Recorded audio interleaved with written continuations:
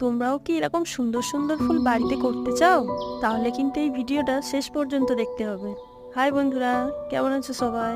শীতে চন্দ্রমল্লিকা ফুল যদি ভালো পেতে চাও তাহলে কিন্তু এখন থেকেই শুরু করতে হবে। দেখো, এই চন্দ্রমল্লিকা গাছের ডালটা এই টবের মাটিটাতে এমনিই পুঁতে দেওয়া হয়েছিল। আজকে সেটাকে তুলে নতুন টবেতে বসাবো। দেখো কি সুন্দর শিকড় বেরিয়েছে। এখানে কিন্তু আমি মাটি ব্যবহার করছি না, এখানে আমি সিন্ডার ব্যবহার করছি। শুধুমাত্র অল্প পরিমাণ তৈরি করা সার মাটি এই সিন্ডারের সাথে মিশিয়ে নিচ্ছি। এবার গাছটাকে এই সরাসরি সিন্ডারের মধ্যে আমি বসিয়ে দিচ্ছি। এই সিন্ডার ব্যবহার করলে কিন্তু জল বসে গাছের গোড়া পচে যায় না। প্রতিবারের মতো এবারেও ব্যবহার করব জৈব ছত্রাকনাশক প্যান্থার টিভি। এই পাউডারটা 1 লিটার জলে 5 গ্রামের মতো নিয়ে গুলে নেব। এই পাউডার মেশানো জলটা গাছের গোড়ায় দিয়ে দিলেই কাজ শেষ। আর যারা ভিডিওটা প্রথম দেখছো তারাও প্লিজ সাবস্ক্রাইব করে দাও।